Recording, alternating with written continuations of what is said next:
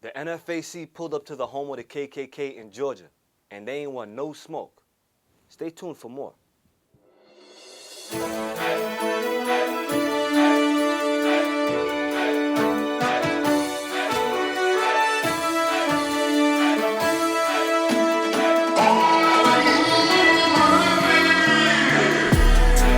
And what up, world?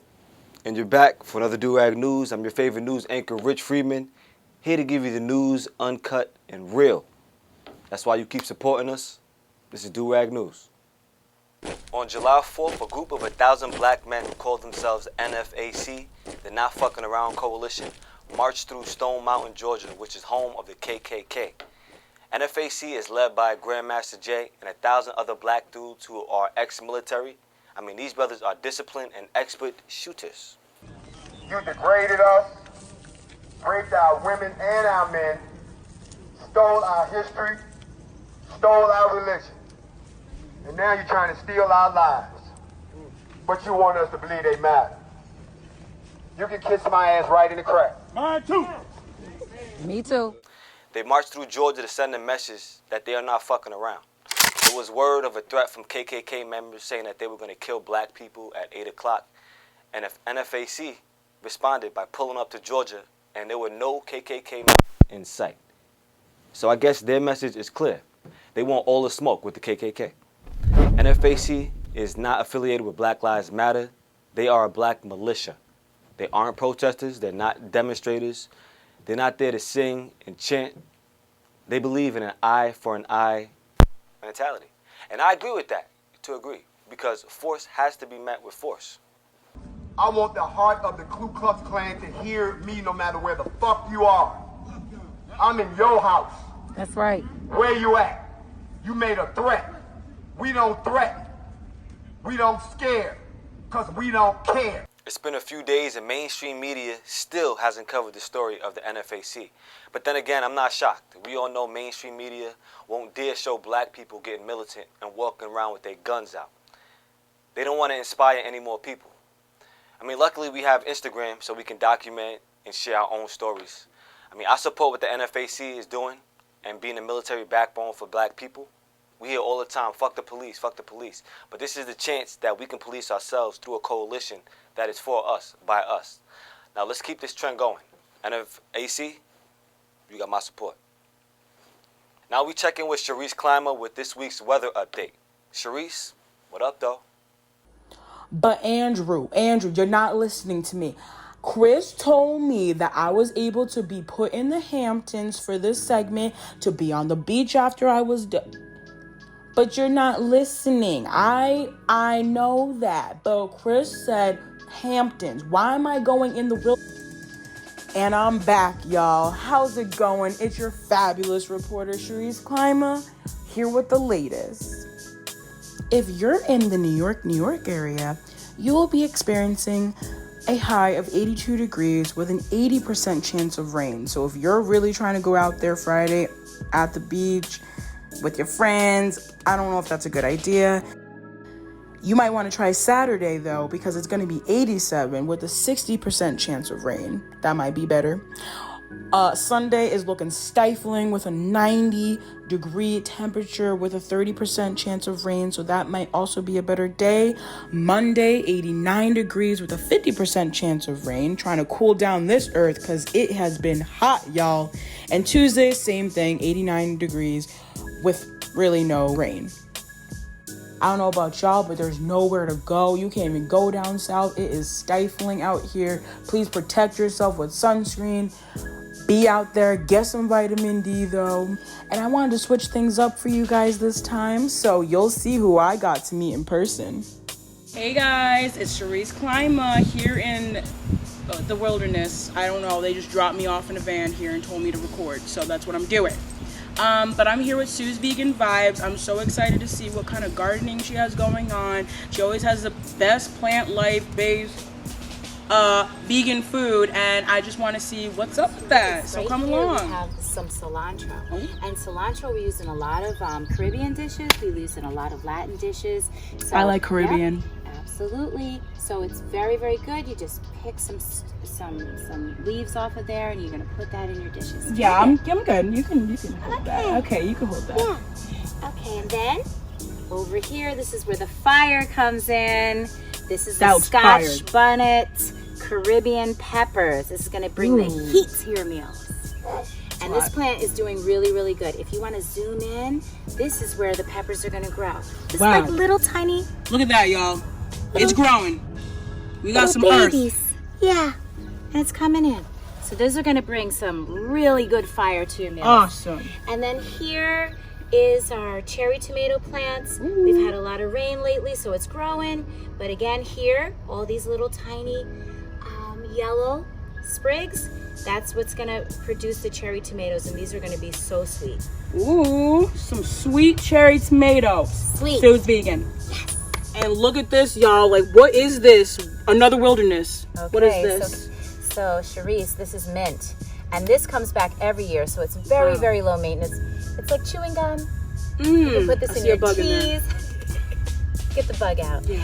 We can put this in our teas. I do a lot of Indian cooking with chutneys and different Middle Eastern with a sriracha and a tzatziki sauce, using a mint in with like a yogurt, and it's very, very good. Ooh. Thyme is used for a lot of Caribbean dishes. I use this every day. Okay. Smell that. It's very fresh, fragrant. Smells great.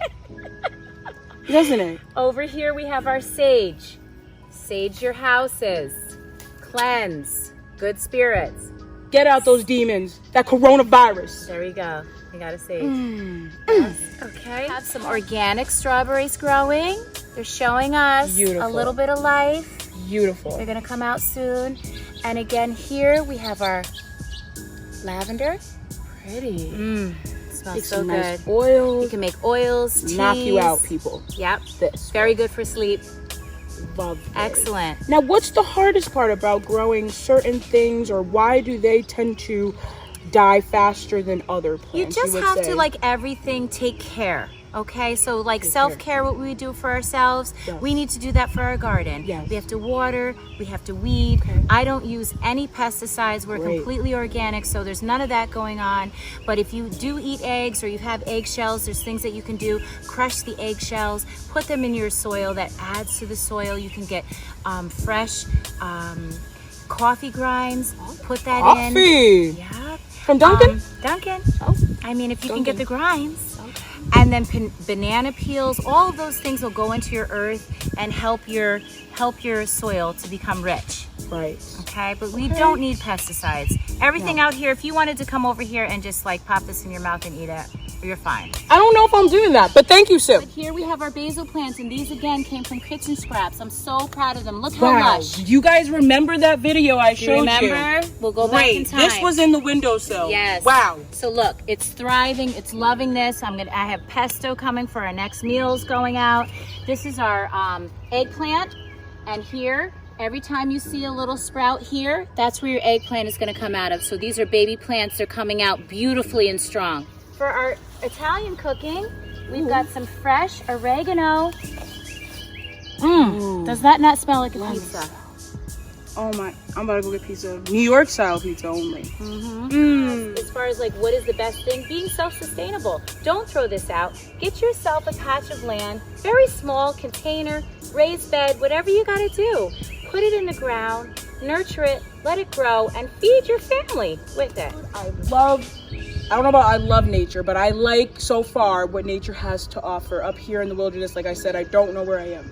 They dropped me off. So, thank you so much for having me. Love you. Thank you so much. Rich, back to you. Thank you, Charisse. We appreciate your weather update. And big shout out to Sue's Vegan Vibes. We appreciate you showing us your garden. I have a garden too. Maybe next time I'll show people what my garden looks like. But thank you for the inspiration. Appreciate you. The disgraced Hollywood mogul Harvey Weinstein has reached a $19 million deal for the victims that he sexually assaulted. The deal also sets the victims free from the NDAs they signed so they can speak freely about what took place while they worked for this creep. Remember back in March, Harvey was sentenced to 23 years in prison, and now he has to pay. The money given to the victims will not make up for the abuse, of course not, but hopefully that the time served Harvey really feels like the piece of shit that he really is. All the money, all the movies, all that power, all the influence. And you're probably going to die behind bars for being a creep and you're sexually abusing people who didn't deserve it. Was it worth it, huh, Harvey? Was it? I think what will be more meaningful, though, is if we boycott all the movies that were directed or produced by Miramax, which was his company. If we shutting down all R. Kelly's catalog of music, we have to keep that same energy when it comes to Weinstein. I mean, it's only right. So if we canceling R. Kelly, let's cancel Harvey Weinstein's movies, too. It's only right. Now, we can't talk about one Hollywood creep and not talk about Ghislaine Maxwell. I'm sure you heard the name if you watched Jeffrey Epstein's documentary on Netflix. Ghislaine is a British woman that comes from money. She's the youngest daughter of Robert Maxwell, the ex-media mogul who owned the New York Daily News. He stole $900 million from his employees' pension fund right before being found dead, floating in the Atlantic Ocean, butt-ass naked. They say it was a heart attack, but his death seems more like an inside job. He probably got knocked off because he had to collect. I bring up the father of Ghislaine to show that the apple doesn't fall too far from the tree. The Maxwells have a history of questionable behavior. On July 2nd, Ghislaine Maxwell was arrested by the FBI in New Hampshire and charged with enticing of minors, sex trafficking, and perjury. She's the former girlfriend of Jeffrey Epstein, the known pedophile who hung himself in his jail cell. I mean, we know that didn't happen, but whatever. These motherfuckers' net worth is valued over $1 billion, and this is the type of filth that they're into. It just goes to show you that even the elite have skeletons in their closet they don't want nobody to find out about. Even worse than what we can fathom. Now, friends and associates of Ghislaine are shitting themselves right now because she's locked up, and she's probably going to start giving up some names for other people in the elite class and celebrities who are affiliated with that child pedophilia shit. And they try to keep it on the low. But ultimately, I hope from the charges against Ghislaine that it will bring down a lot more of these pedophiles and make them face that child abuse that they've been doing behind closed doors for a long time. And I still feel like that Netflix doc about Epstein was still surface level. It didn't get into like the real shit. But this story goes deep. And we're going to find out soon enough. Just watch out. It's just about that time we check in with my homie Dick Johnson for this week's Dick Thoughts. He gonna let you know what the fuck is really going on. Dick, what up, man? Dick Thoughts. What's good, everybody? Dick Johnson back here again with another set of Dick Thoughts. Today I'm actually getting tagged and ragged up by these mosquitoes, but I'm here because I care. So let's get into it. Decisions, division, decisions. That's like America in a nutshell. There's always a side that you have to choose nowadays. From black, white, mask, no mask, T.I., 50 Cent. Why do I have to choose so many things right now? We are really battling between man and nature. With all of this social media access that we have, it really is doing something to our DNA and even our emotions. You know, just the other day I was walking down the street minding my own goddamn business, feeling good because the sun was out. But then I turn my phone on and I see about 5 to 7 black kids being killed by other black men in the midst of all this black love going on. What is going on? And I do not like the fact that all of these social media platforms are making money off of pain. Who's gonna talk about this? All of this shit being thrown in your face day in and day out. These social media platforms is living lit right now. Stacking up. Man, and fuck these algorithms making you hate whatever they want you to hate, because I know my Instagram timeline looks very different from Betty Sue down the block trying to fuck with my emotions. I see you Instagram, I see you Twitter, I'm on to you. Now a lot of people may be mad at Terry Crews, but he may be onto something. Not too long ago, we have a whole bunch of innocent young black children being killed by gunfire by other black people. Now I know George Floyd was horrible, but I don't see outrage and anger for these babies. Now I know it's apples and oranges and it's two different things, but Black Lives Matter, right? Now I know it's so easy to blame the white man. Yes, the white man has done things, and it's very fun to just throw the blame on the white guy. I get it. But a lot of the work that we have to do is internally. And we got a lot to look into. and dig deep. Because we've been fucked up. I get it. And yes, you can blame the white man for you being fucked up, but at the end of the day, you're still fucked up. We need some help. And going in, you will never be without.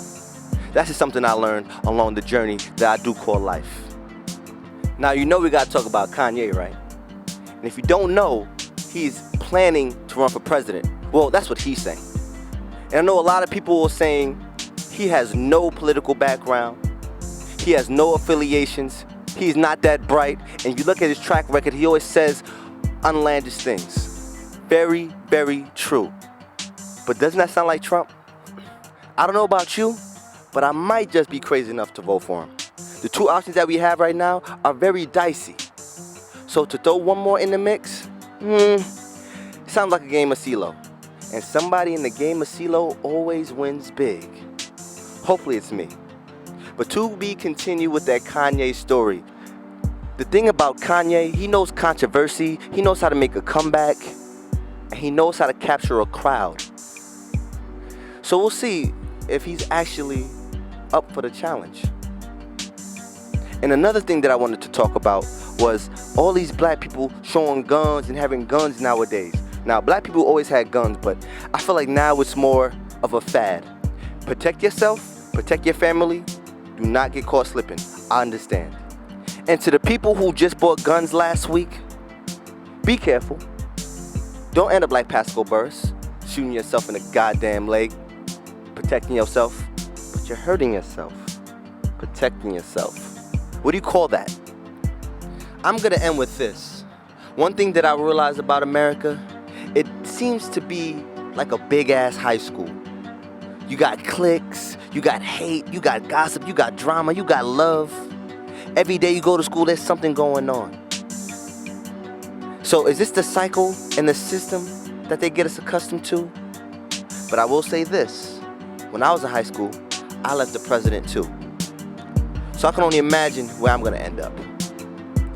This is Dick Johnson, another set of Dick Thoughts. I hope I can inspire, make you see things a little differently, and just question your reality, because we just can't take everything for face value. That's it. I'm out. I'm gonna enjoy some more nature and wash my feet off because I think I got some dirt in between my toes. Rich, back to you. Good shit, Dick. Keep it up. We got to keep the folks informed. Thanks for that breakdown. 122 days before Election Day, and Kanye West decides to run for president. We heard this rumor many times before, but now it seems a little more serious. At a time when black people still haven't rallied behind either candidate, I think a time like this could be a great time for Ye to run. I'm all for it. If Kanye is running against Biden and Trump, you know damn well who I'm voting for. I don't see why not. Yeah, Kanye, he doesn't have a background in politics. But he certainly won't be the first person to become president with no background in government, obviously. Look at Trump. Look who we have in the office today. It could be good to have someone with a different background in politics, though. Think about it. He could bring new ideas and make voting and participating in the government more attractive to younger generations. Right? More voting power. Ye says his running mate will be Michelle Thibault, a preacher based in Wyoming. That's where he's from. She's really low-key, so we don't know much about her. But I support Kanye. If you're going to run, make sure you get in that paperwork, because they say it's not even official and you haven't really documented that you're going to run yet in these states. Nevertheless, you got my support. Let's see what Kanye can do in the White House. Maybe have parties. Maybe make it like Wakanda, like he says. He can go down as the littest president in history. And I'm just going to be glad to say I was alive to experience that. And that's a wrap. That's it for this week's Do-Rag News. I'm your guy, Rich Freeman, here to bring you that good word so you know what the hell is going on out here, right? Thank you for watching. Make sure you like, share, subscribe. We're going to catch y'all next week. And always, keep that do-rag ready.